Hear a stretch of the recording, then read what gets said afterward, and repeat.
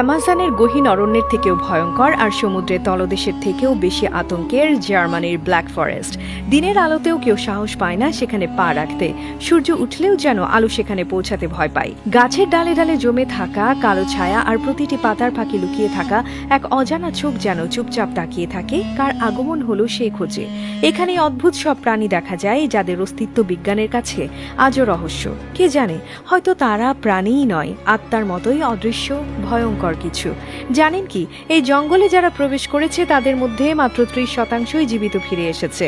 বাকিরা কোথায় গেল কেউ জানে না, কারো খোঁজ পাওয়া যায়নি। কেবল কিছু ফিসফাস, গাছের গায়ে আঁচড়ের দাগ আর বাতাসে মিশে থাকা কান্নার শব্দ। স্থানীয়দের বিশ্বাস এই জঙ্গলে বাস করে ভয়াল আত্মারা। তারা ঘুমায় না, ক্ষুধার্ত হয়ে অপেক্ষা করে পরবর্তী শিকারটির জন্য।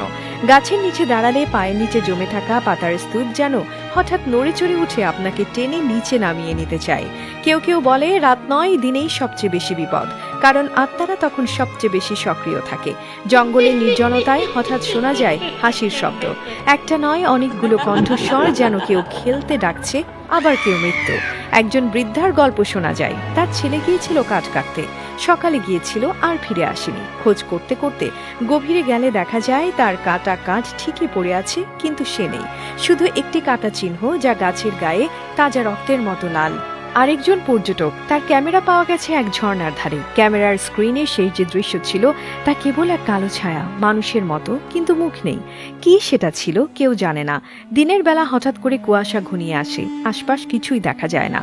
বাতাস নিঃশব্দ হয়, পাখিরাও থেমে যায়। আর তখনই শুরু হয় কিছু অদ্ভুত শব্দ। কখনো কেউ কাঁদে, কখনো কেউ ডাকে নাম ধরে। এই ব্ল্যাক ফরেস্ট যেন এক জীবন্ত অভিশাপ। আপনি কি সাহস পাবেন এই জঙ্গলে পা রাখতে? অন্ধকারে যখন আপনার নাম ধরে কেউ ডাকবে, আপনি কি উত্তর দেবেন?